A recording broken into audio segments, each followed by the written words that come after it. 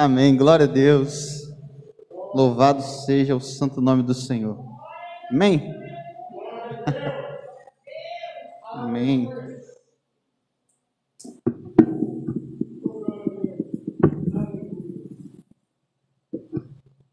Vamos nessa noite todos juntos.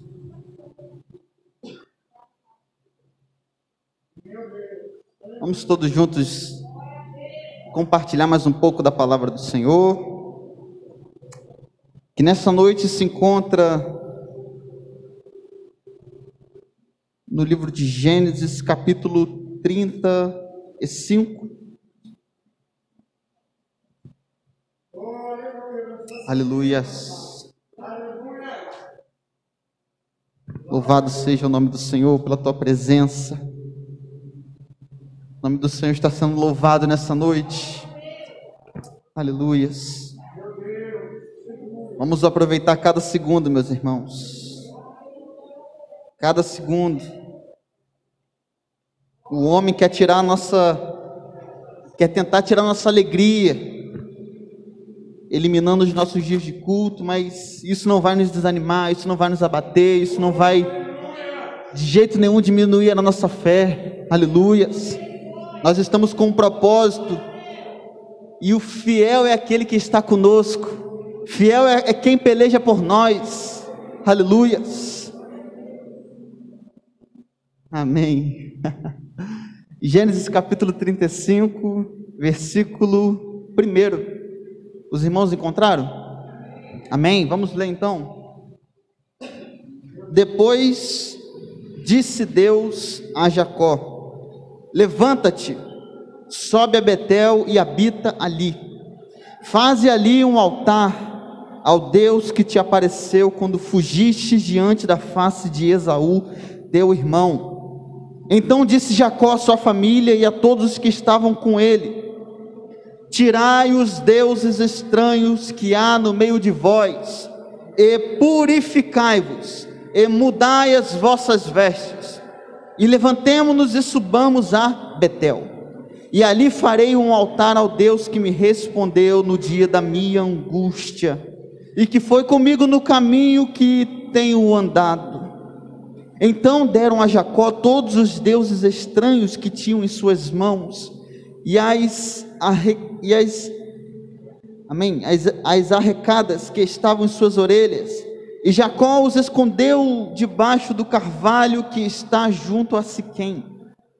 E partiram, e o terror de Deus foi sobre as cidades que estavam ao redor deles, e não seguiram após os filhos de Jacó.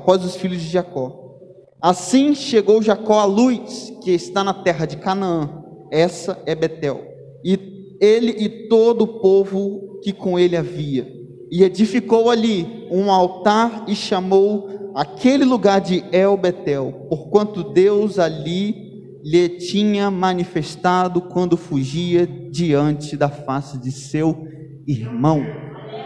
Se assente dando glórias a Deus nessa noite.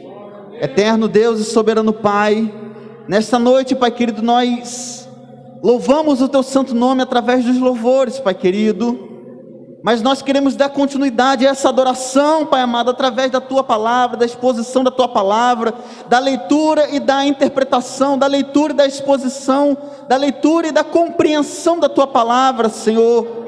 Nesta noite, Pai querido, nós abrimos a Bíblia, meu Pai querido, e pedimos que o Senhor venha falar conosco através dela, que o Senhor, meu Pai querido, venha fazer saltar as palavras, venha fazer saltar os versículos, Senhor amado, que venha entrar de encontro aos nossos corações, Senhor Jesus, que venha trazer, meu Pai querido, resposta àquele que está fazendo pergunta, que venha trazer, meu Pai querido, consolação àquele que está chorando, que venha trazer fé, meu Pai amado, àquele que está fraco nesse momento.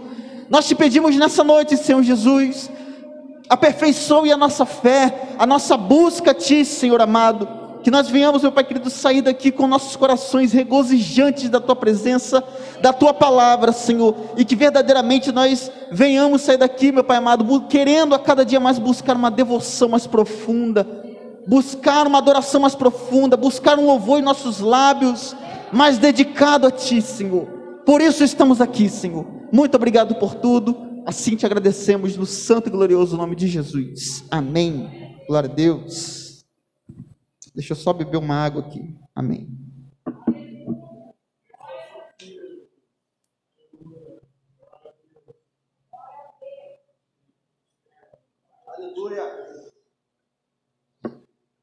Vamos lá, para a glória do Senhor, amém.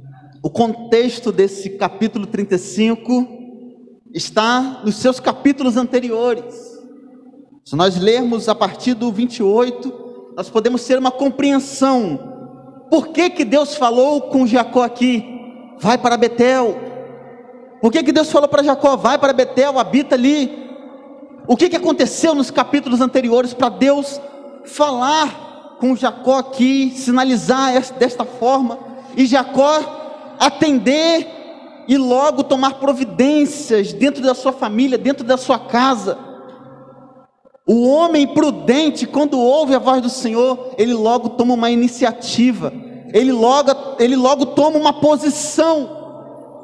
Deus chamou ele e ele queria tirar toda a impureza que havia dentro da sua família. Deus chamou ele para fazer uma obra e ele tirou tudo aquilo que poderia atrapalhar essa obra, para antes de ir, ele está completamente livre daquilo. Tanto ele quanto a família. Na verdade, mais a família, porque ele não era um idólatra. Mas dentro da família, dentro daquelas pessoas que o seguiam, dentro dos seus servos, havia sim idolatria. Mas nós, voltando lá no capítulo 28, nós podemos ver isso. E o capítulo 28 nos traz à luz de uma palavra que é a seguinte: obediência. O cristão, ele deve procurar sempre a obediência na presença do Senhor. A obediência, como falamos em cultos anteriores, como falamos na oração de terça-feira também, obedecer é melhor do que sacrificar. E pessoas durante a história, personagens bíblicos aprenderam dessa forma. Aprenderam que obedecer é melhor do que o sacrifício na prática. Nós, com esses exemplos, nós devemos entender, irmãos, o Senhor, Ele quer a nossa obediência. É o melhor sacrifício que você pode oferecer para o Senhor, a sua obediência, a sua disposição na presença do Senhor. Obedecer e estar na frente sempre, porque quando você obedece a Deus, você oferece o seu melhor. Quando eu e você, nós obedecemos ao Senhor, nós oferecemos o nosso Isaac, nós oferecemos aquilo que há de melhor em nós, no altar do Senhor. Aleluias. E aqui nós vemos que era a vez de Jacó sair da sua terra e ir buscar a sua esposa na terra ao qual o seu pai havia designado, porque tanto Isaac, que não teve a sua esposa da terra ao qual ele morava, ou seja, Jacó também, Isaac também não queria que Jacó tivesse uma esposa de Canaã, mas ele teve que sair da sua terra, ele teve que sair do seu conforto, e também ir lá buscar a sua esposa, também ir lá atrás da sua esposa. Jacó era um homem de visão, e o que está faltando muitas vezes dentro da igreja, dentro de pessoas que até têm aparência, que são capazes, é a visão. Porque quando nós obedecemos, nós temos visão. Quando nós obedecemos a voz do Senhor, nós demonstramos que nós olhamos para o futuro, nós demonstramos que aqui no presente nós conseguimos olhar para o futuro com uma maturidade, com um respeito. Jacó foi um homem de visão. Esaú não foi um homem de visão, não foi uma pessoa madura, e ele foi o primogênito. Nós sabemos que Esaú, ele chegou até a vender a sua primogenitude a Jacó por um mísero prato de lentilhas. E ele ainda falou: eu estou aqui morrendo de fome, eu estou quase morrendo já, o que é isso para mim? E ele ali vendeu. Ele não tinha visão. Enquanto Jacó, ele saiu da sua terra para ir buscar a sua esposa, Esaú viu que os seus pais não gostariam que eles tivessem esposas ali. E o que ele fez? Ele desobedeceu o seu pai. Ele foi lá e, contra aquilo que os seus pais gostariam, ele foi lá e constituiu uma esposa, ele pegou uma esposa dali, da terra ao qual eles estavam. Jacó, ele se destacou pela obediência. Irmãos, na presença do Senhor, primeiramente, um ponto introdutório, nós nos destacamos pela obediência, porque ninguém é melhor do que ninguém, ninguém tem mais do que ninguém, todos nós somos iguais perante ao Senhor, todos nós somos criaturas feitas pelas mãos de Deus, feitas do pó, todos nós saímos do pó, todos nós voltaremos para o pó, todos nós nascemos, estamos vivendo e um dia vamos morrer. Mas o que nos torna diferentes uns dos outros? O que faz você diferente do seu irmão ou de uma pessoa que está lá fora? É a escolha de obedecer, é a escolha de servir a Deus. Quando nós servimos a Deus, nós galgamos, nós vamos para lugares ao qual muitas pessoas nunca imaginaram chegar, nunca pensariam que chegariam lá. A aliança que Deus faz com o ser humano no Antigo Testamento é uma aliança onde é necessário que o homem ele cumpra com a sua parte. É necessário que o homem ele faça a sua parte. Por isso que nós vemos Deus, quando faz aliança com o homem, ele fala: se o meu povo, ou seja, se o meu povo, que se chama pelo meu nome, buscar, se humilhar, se converter dos seus maus caminhos, então eu ouvirei, perdoarei os seus pecados. Ou seja, se o povo obedecer, o Senhor ele vai agir.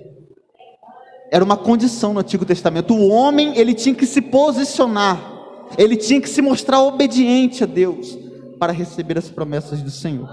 Amém? Então nós vemos aqui no capítulo 28, nós vemos Jacó, ele fugindo da presença do seu irmão, porque seu irmão queria matá-lo.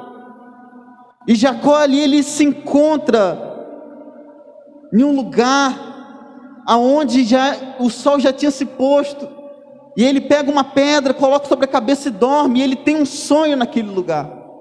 Olha que lugar tremendo aonde ele estava. Se os irmãos após, hoje não, mas se os irmãos mais tarde em casa lerem o capítulo 28, os irmãos vão ver que ali Deus falou com ele, e no sonho apareceu uma escada, aonde haviam anjos descendo e subindo. Aleluia. Verdadeiramente ali o Senhor estava. E eu posso sentir tanta presença do Senhor falando sobre esse capítulo, irmãos, porque que anteriormente o homem, ele tentou construir uma torre, muitas pessoas, muitos homens tentaram construir uma torre para chegar até os céus, para chegar, quem sabe, até o trono de Deus. Mas só que Deus ele não permitiu que aqueles homens construíssem aquela torre, a famosa Torre de Babel. Confundiu a língua deles, e eles não puderam chegar. Mas aqui nós vemos um homem sonhando, aqui nós vemos um homem com visão, com obediência, sonhando, e nós vemos uma escada dos céus até embaixo, e anjos descendo e subindo. Ou seja, aleluias, não é com ganância, não é com altivez de coração, não é com orgulho que nós podemos chegar a Deus, é com obediência, e você não vai até Ele, Ele vem até você. Oh, aleluias, aleluias, oh, glórias a Deus. Santo, santo, santo é o teu nome, Senhor. Aleluias, Ele vem até nós. O que está lá na oração do Pai Nosso? Venha a nós o teu reino, Senhor. Venha a nós. Aleluia. Seja feita a tua vontade. Ali, ainda no capítulo 28, no versículo 16 ao 22, Jacó ele desperta daquele sono. E ele fala, ele dá um nome para aquele lugar, ele chama aquele lugar de Betel, que significa casa de Deus. Betel é casa de Deus, é o lugar onde Deus está. Deus estava naquele lugar, Deus falou com ele naquele lugar. Aleluia. ele faz um voto ali com o Senhor, e ali começa o relacionamento dele com Deus, ali começa a vida dele com o Senhor, ali começa uma nova caminhada, ali começa uma nova vida.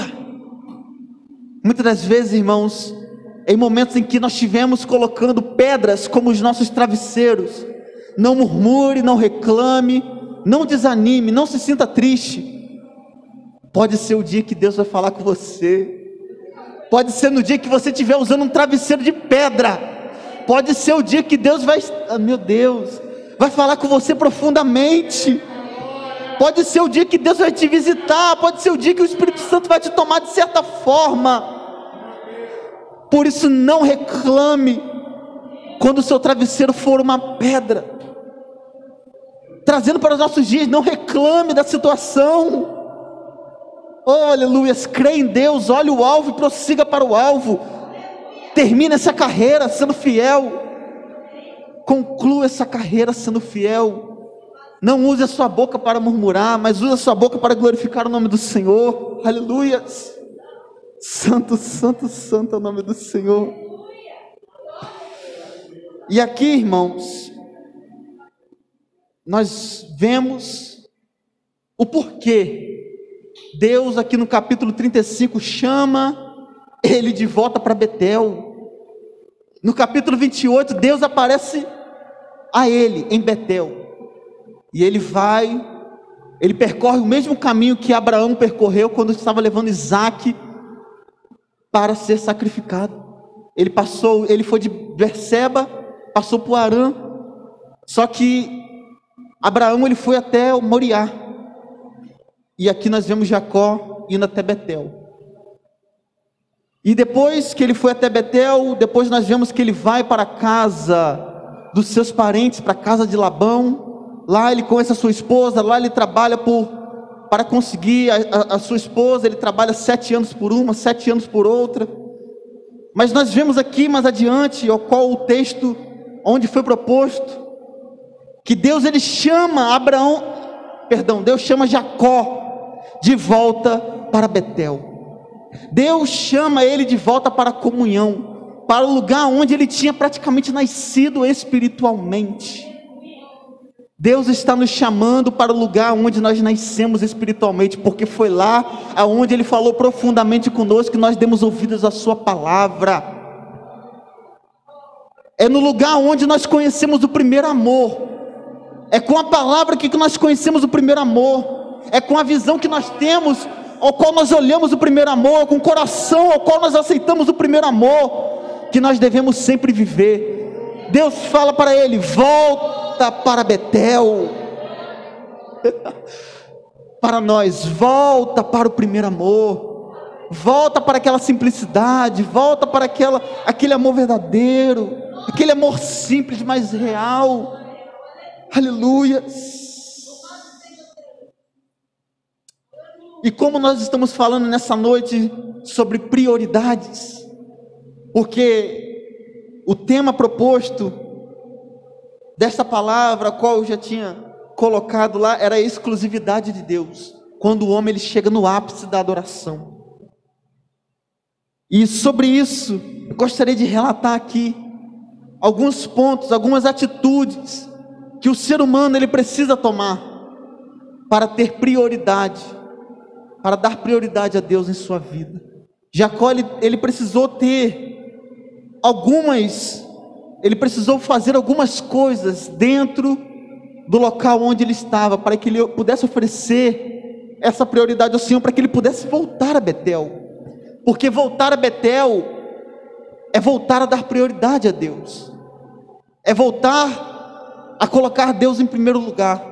E para isso nós temos que abrir mão de certas coisas, para isso nós temos que jogar algumas coisas fora, nós temos que fazer algumas coisas para que nós venhamos voltar. E aqui eu vou relatar algumas coisas que nós devemos arrancar, que nós devemos fazer para retomar a prioridade para Deus. E a primeira coisa está aqui no versículo 2 do capítulo 35, que é o seguinte: retirar a adoração alheia, retirar a adoração a deuses estranhos. Porque aqui Deus ele fala com ele, porque Deus ele fala com Jacó e Jacó fala com a sua família: tirai os deuses estranhos que há no meio de vós. Tirai os deuses estranhos que há no meio de vós. Deus ele já tinha falado para Jacó: eu sou o Deus de Abraão, eu sou o Deus de teu pai Isaque. Deus não divide adoração com ninguém, nem com o ser humano, nem com Satanás, nem com nenhum deuses feitos por mão de homem, feito por barro, feito de... Não, Deus não divide adoração com ninguém. Deus ele quer ser o centro das nossas vidas, para que nós venhamos ter uma adoração perfeita diante do Senhor, para que nós venhamos ter uma adoração exclusiva perante o Senhor. Realmente a exclusividade deve ser a prioridade do ser humano. Você tem que dar prioridade à exclusividade de Deus. Priorize Deus nas suas vidas.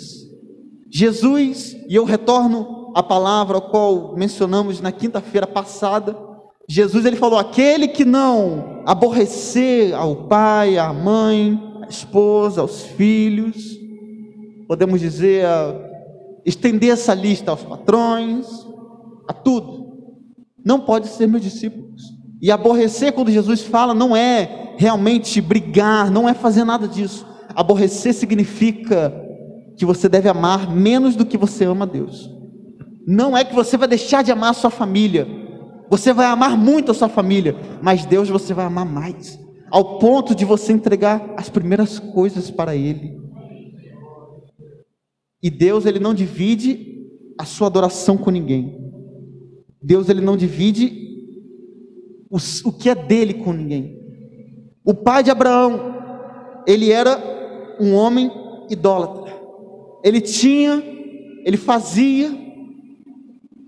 os seus deuses. Raquel, a esposa de Jacó, quando eles estavam fugindo de Labão, o seu pai, nós vemos que o texto fala que ela pegou os deuses de seu pai. Raquel, a esposa de Jacó, quando nós estamos lendo aqui, ela pegou os serafins de seu pai. Por isso que nós vemos aqui que Jacó lhe fala: tirai os deuses estranhos que há no meio de vós. Porque aqui ele viu que realmente dentro da casa onde ele estava havia idolatria. Ele estava servindo a Deus, ele tinha ouvido a voz de Deus, ele sentia a presença de Deus, mas dentro da sua casa havia idolatria. Como ele poderia levar todo esse povo para a presença do Senhor, se ele ainda nem tinha consertado o povo? Como que é possível uma pessoa se achegar a Deus, se ela nem abandonou aquilo que toma o seu coração, aquilo que é amuleto na sua vida?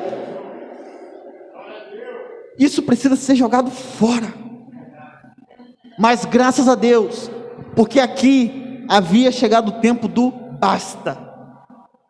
Basta. Porque Deus anteriormente já tinha falado com Jacó: venha para Betel. Mas Jacó não deu ouvidos. Já tinha falado com ele, e houve consequências. Nós podemos ver a consequência até no capítulo 34, onde a sua filha Diná, ela foi estuprada. E aí então ele ouviu a voz de Deus e deu a devida obediência. Enfim, ele obedeceu a voz do Senhor. Ele obedeceu ao ponto de realmente falar: não, agora chega. Agora eu vou voltar para Betel. Agora eu vou voltar para o lugar onde eu havia esquecido. Eu vou voltar para a presença que eu havia esquecido como era boa. Eu vou voltar, eu vou retornar para aquela presença onde jamais eu deveria ter saído. Porque a presença do Senhor, irmãos, é o lugar aonde não encontraremos a mesma essência, o mesmo poder em nenhum lugar. É exclusivo. Tudo que nós encontramos perante o Senhor, nós não podemos encontrar em lugar nenhum. Deus ele nos oferece o melhor, Ele oferece o melhor da terra, dos céus. coisas que o homem não pode te dar. Por isso que nós temos que oferecer a Deus o melhor que nós temos, porque Ele nos dá o melhor. E o melhor de Deus para nossas vidas foi o que? Jesus Cristo. Ele entregou o seu Filho amado. Ele abriu mão do seu Filho para enviar para nós, para morrer no nosso lugar. A cruz era nossa. Podemos até falar de Barrabás, mas na verdade nós representamos Barrabás, porque Jesus, Ele veio e substituiu Barrabás. Barrabás foi solto e Jesus foi pregado naquela cruz, e a cruz nem era dele, a cruz era de Barrabás. A cruz não era de Jesus, a cruz era nossa, mas Ele tomou sobre si as nossas dores, Ele tomou sobre si as nossas chagas. O castigo que nos traz a paz estava sobre Ele, sobre as suas pisaduras nós fomos sarados. Ele foi o melhor para nós. Ele foi o Cordeiro imaculado de Deus, o Cordeiro sem mancha, o melhor, o Cordeiro sem mancha, o Cordeiro limpo. Era o melhor sacrifício que poderia ser oferecido no Antigo Testamento para perdão de pecados. Era o Cordeiro sem mancha, o Cordeiro perfeito. Jesus Cristo, Ele veio na terra como Cordeiro perfeito, Cordeiro sem mácula. Aleluias. No Antigo Testamento era o homem que tinha que entregar um cordeiro para ser sacrificado, para pedir perdão ao Senhor, mas nós vemos que no Novo Testamento é Deus que manda o seu Filho, o cordeiro. Deus que manda o cordeiro para ser sacrificado, para que essa aliança entre você e Deus seja restabelecida. Nós só vemos isso na presença do Senhor, irmãos.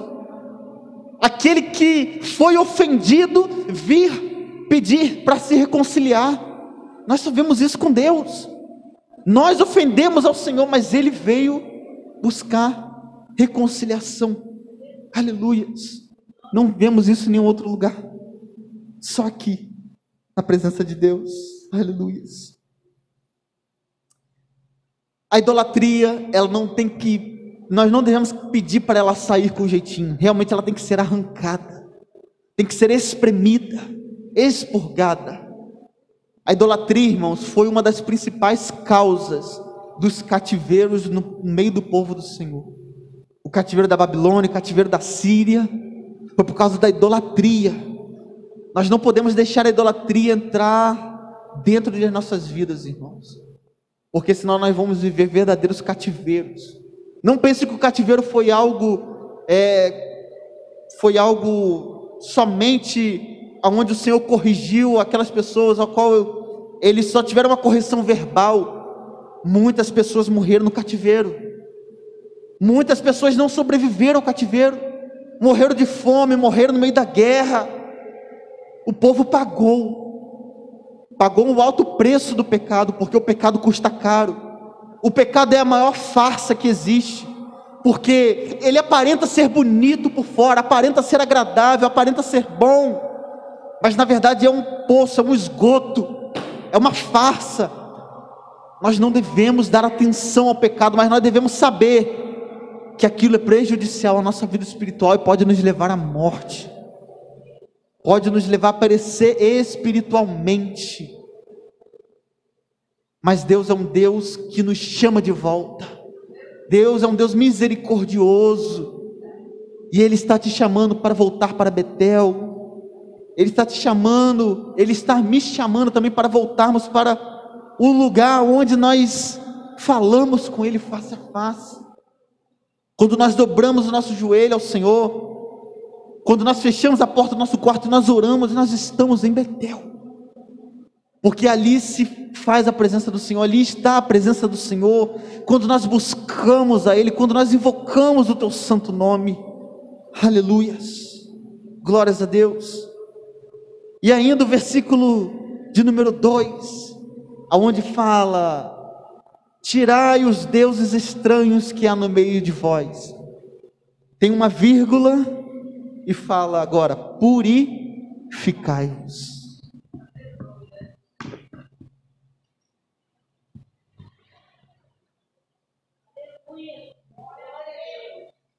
Purificai-vos. Nós em nossa essência, nós devemos buscar a purificação, a santificação a cada dia. Mas primeiro, o que tem que acontecer? Primeiro tem que tirar os obstáculos.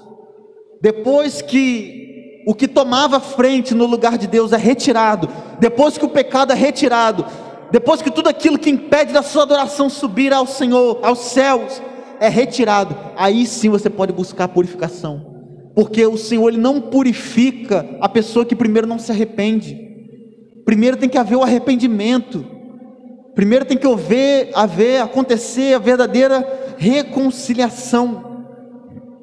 A obediência, ela deve voltar aos nossos corações, para que assim nós venhamos oferecer o fruto de adoração necessário, a adoração perfeita, a adoração não a adoração de Caim, mas a adoração de Abel, a oferta de Abel, a oferta que atentou os olhos do Senhor.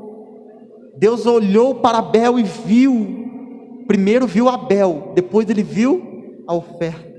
Deus olhou para Caim, depois que ele viu Caim, ele viu a oferta. Primeiro Deus, ele olha para o ofertante, depois ele olha para a oferta. Deus, ele está olhando para cada um de nós, Ele está olhando para o nosso coração. Será que o nosso coração está arrependido? Será que o nosso coração ainda precisa se consertar? Porque a purificação em nossas vidas, a santificação em nossas vidas, ela primeiro deve encontrar, antes de nós sermos purificados realmente, antes de nós sermos santificados, primeiro é necessário que nós venhamos abandonar aquilo que nos prende ao erro, ao pecado, as doenças dessa vida. As doenças que eu falo são os pecados que agarram muitas vezes como doenças a nossa pele. Aleluias. E nisso nós devemos buscar com zelo a presença do Senhor. Buscar a ter realmente aquele zelo ao qual nós tínhamos antigamente, onde nós outrora buscávamos ao Senhor e éramos encontrados por Ele mesmo. E aqui a purificação, ela nos remete a nós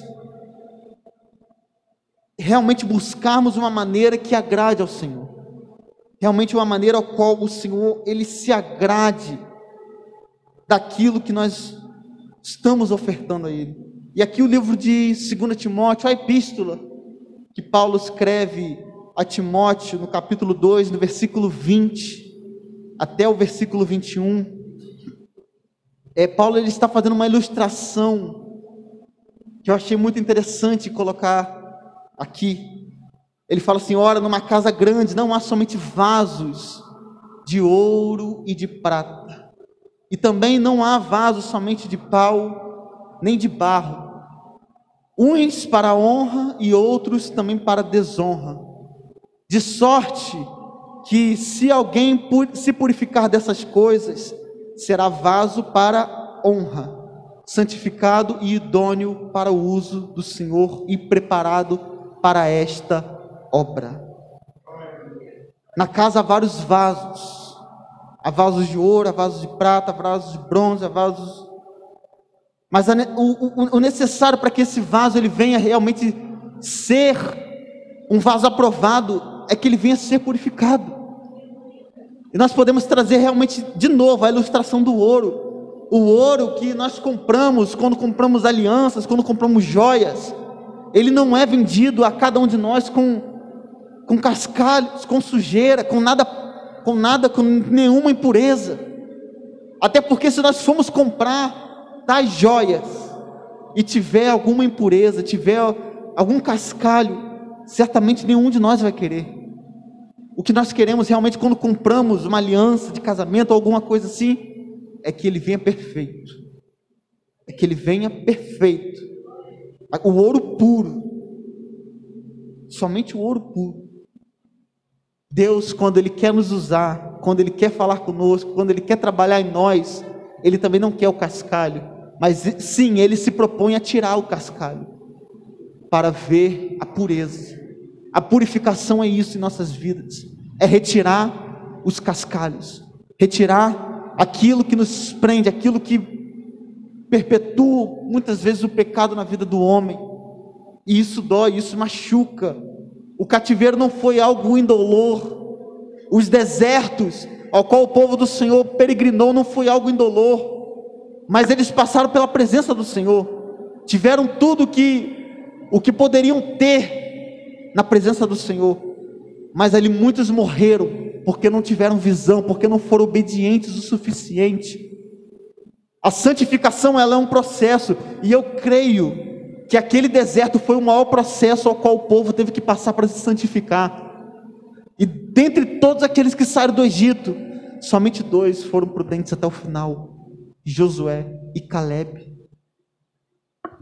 Lá atrás nós vemos o ouro cheio de cascalhos, cheio de coisas, aquela montanha de coisas, mas quando nós chegamos ao final, às vezes tem uma pequena pedrinha de ouro. No começo começa grande, volumoso, mas termina com pouco. O povo, quando saiu do Egito, uma multidão, para entrar na terra, somente 2 gerações, somente a genealogia de Josué e Calebe. Irmãos, nós vemos como é trabalhoso esse processo de santificação, é essa purificação na presença do Senhor. Tem que ter garra, tem que perseverar, e isso deve ser falado, porque muitos estão vivendo um evangelho de facilidades, o evangelho onde tanto faz, tanto fez, não tem nada a ver. E o evangelho ao qual nós conhecemos, ao qual Jesus Cristo pregava, é também o qual os apóstolos pregavam, e também os pais da igreja, e até chegar até nós. O evangelho puro, genuíno, é o evangelho que prega contra o pecado, é o evangelho que fala a verdade, para que assim haja transformação, haja purificação na vida da pessoa. Porque se a verdade não for falada, o cascalho não vai sair. Se a verdade não for pregada, não vai sair o pecado.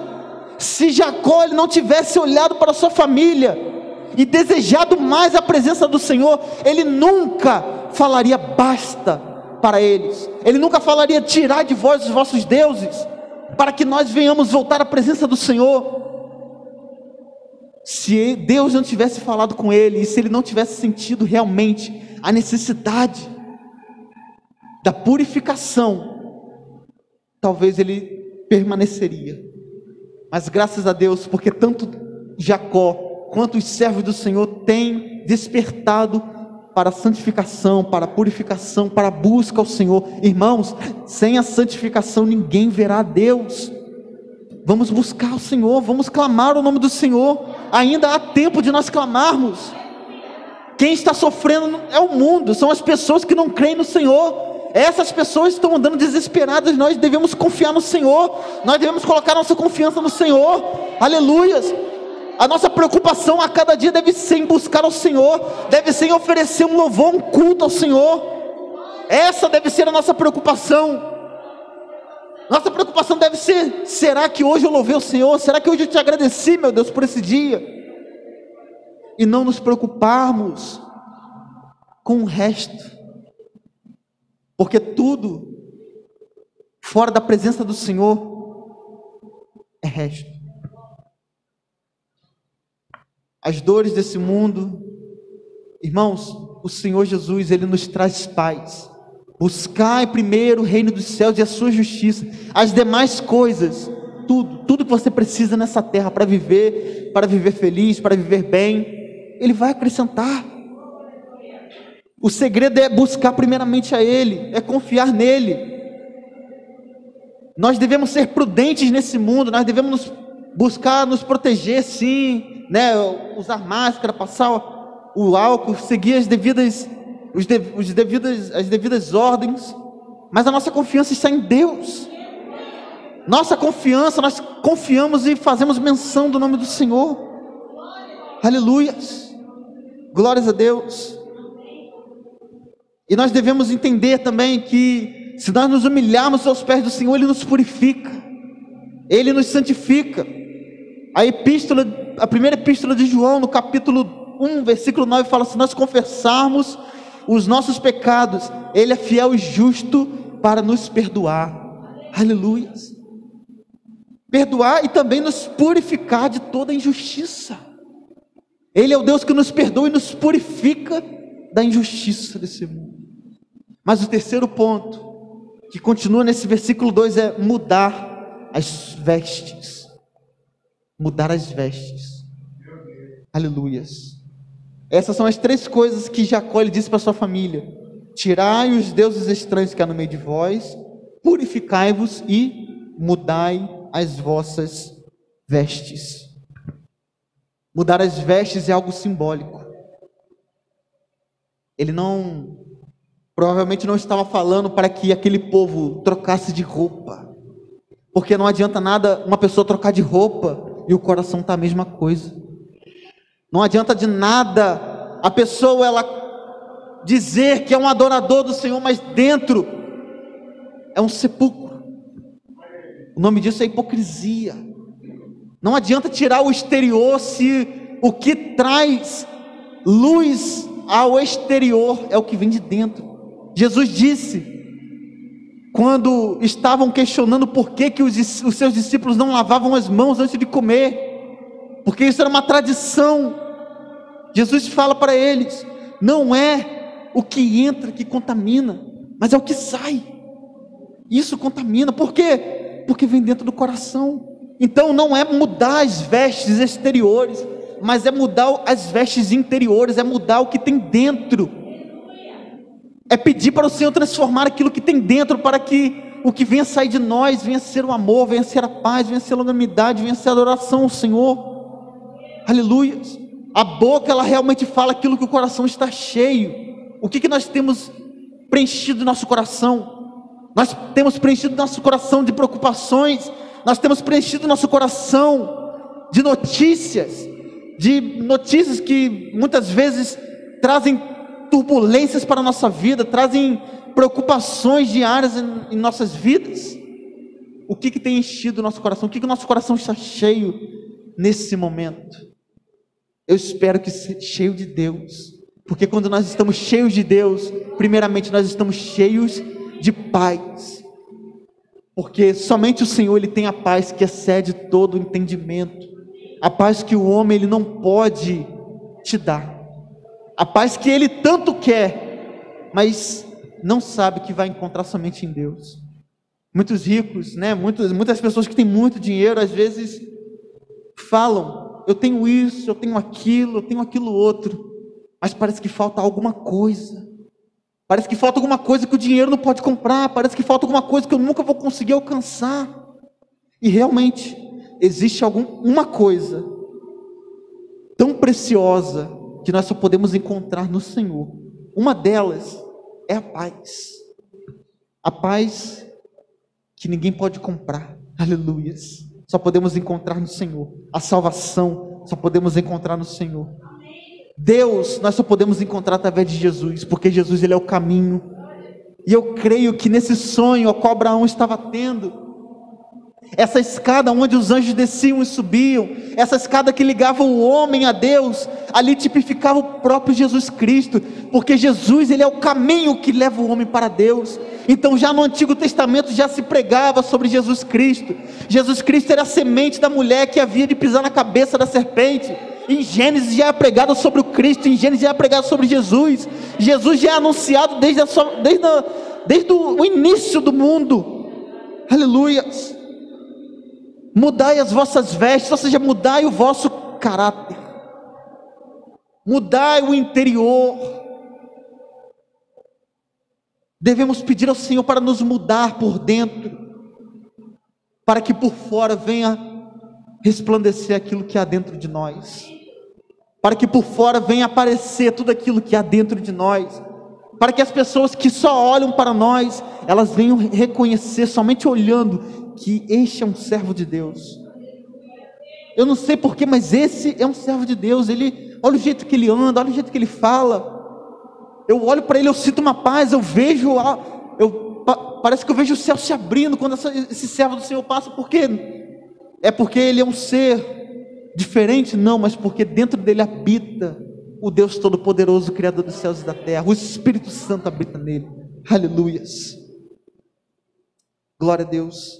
E aqui, irmãos, é tão importante essa questão da mudança de veste, da mudança de caráter, porque nós pensamos que toda essa palavra, ela só se aplicava naquele tempo, só se aplicava naquela época, para aquele patriarca, mas nós podemos ver que em toda a história, e até os dias de hoje, nós precisamos rever muitas coisas em nossas vidas.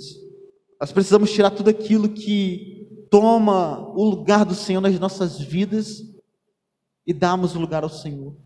No século XV, aproximadamente no século XV, um pré-reformador, o nome dele era Jerônimo Savonarola, ele abrasado com o fogo do Espírito Santo, o homem que buscava muito ao Senhor, o homem que vivia de joelhos na presença do Senhor, ele começou a pregar ardentemente, isso foi na Itália, no século XV, ele começou a pregar ardentemente contra o pecado, pregava contra as imundícias que estavam acontecendo, tudo que era pecaminoso, e Deus realmente fortalecia aquele homem, porque muitas pessoas prestavam atenção, anciãos, jovens, crianças, e fez tanto efeito, que muitas crianças faziam procissões para recolher objetos inapropriados, máscaras carnavalescas, pessoas deixavam de ler livros obscenos para ler os sermões dele,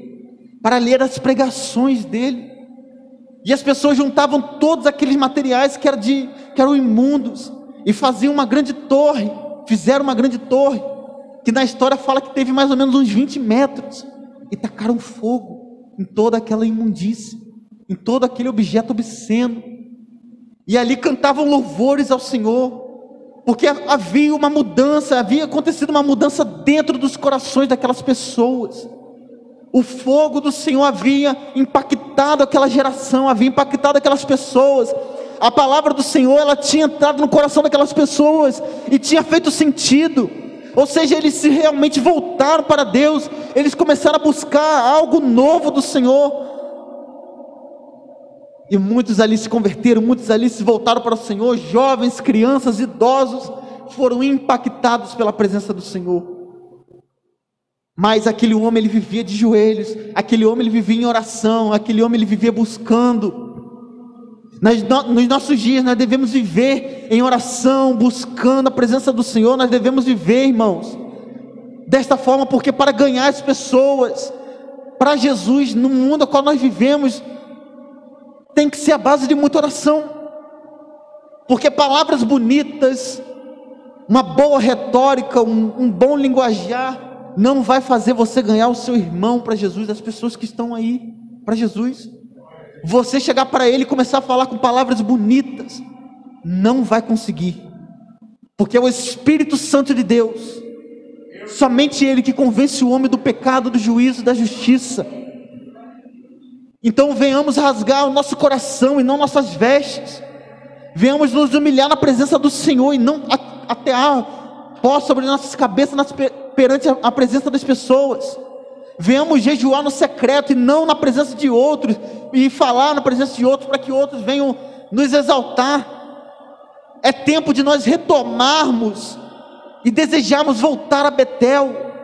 É tempo de nós buscarmos ao Senhor como nós buscamos no início, quando não tinha pandemia, quando não tinha coronavírus, quando não tinha nada disso. É tempo de nós cultuarmos ao Senhor quando aqui tinha grandes festas, quando aqui tinha congresso, quando tinha pré-congresso, quando tinha festa das mulheres e dos homens, quando essa casa vivia cheia. É tempo da gente adorar como se aqui estivesse cheia, não de pessoas, mas cheia da presença do Senhor, porque está nessa noite. Aleluias. A glória da segunda casa vai ser maior do que a da primeira. A primeira casa, ela tinha muito ouro, ela tinha muitas riquezas, era o próprio templo de Salomão, era um templo belíssimo. Mas a segunda casa era uma casa pequena, uma casa humilde, aonde as pessoas que viram o primeiro templo choravam e desejavam estar no primeiro templo. Mas a primeira casa nunca chegou aos pés da glória que tinha na segunda. A segunda era pequena, era humilde, mas tinha a presença do Senhor. Aleluias. Aleluia, nós estamos na segunda casa, porque nós vemos aí, irmãos, tudo que está acontecendo. Aleluias. Olha para os bancos. Muitos não podem vir, muitos estão com medo, muitos estão respeitando, muitos são um pouco avançados em idade, estão se resguardando. Mas olhe para trás, olhe para uns 3 anos, 5 anos atrás. Veja como tudo mudou. Mas Deus, Ele não muda. Da mesma forma que nós adoramos no passado, Ele quer que nós venhamos adorar hoje. Da forma como Ele nos resgatou lá no passado, e nós sentimos aquela presença maravilhosa, nós percorremos todo esse caminho, Ele nos chama hoje. Volta para Betel, busca-me, como da primeira vez. Aleluias, glórias a Deus, aleluias. Louvado seja o nome do Senhor. Interessante que a idolatria não estava no coração de Jacó, mas estava na família dele. A idolatria não estava nele, estava na família dele. De certa forma, nesse ponto, podemos também fazer um paralelo e tipificar Jacó como uma sombra, um pequeno risco de uma sombra daquilo que aconteceria no futuro. Jesus chamando o seu povo ao arrependimento. Interessante, Jacó ele realmente tipifica Jesus no Novo Testamento, porque da mesma forma que Jacó ele chama a sua família para o arrependimento, para levar para Deus, Jesus ele veio ao mundo, falou do amor de Deus, pregou que ele era o caminho, como deveriam ser salvos para que tudo isso levasse de volta para Deus. Então nada está solto na palavra do Senhor, tudo se completa, tudo está completo. Amém. Jesus, da mesma forma, ele veio reestabelecer a comunhão que havia sido perdida no passado. Jesus, ele veio corrigir o pecado do homem, o pecado que manchou a comunhão que havia entre Deus e o homem. Jesus, ele veio, o véu se rasgou e há uma ligação nos céus, há uma escada espiritual, a qual nós não vemos. Poderia dizer uma ligação direta, aonde não existe telha, onde não existe telhado, não existe nuvem. Se a sua fé, se a sua obediência estiver no Senhor, Satanás ele não impede da sua oração chegar aos pés do Senhor. Satanás ele não vai impedir de você voltar, de você retornar para Betel, de você retornar para a casa de adoração. A exclusividade ao Senhor, quando nós nos consagramos exclusivamente para Deus, nós devemos colocar em nossa mente que não vai ser fácil, porque em primeiro lugar nós vamos ter as dificuldades do dia a dia, nós vamos ter muitas vezes a família, como Jacó teve que lutar no sentido de falar contra a sua família, tudo isso para nós voltarmos para Deus.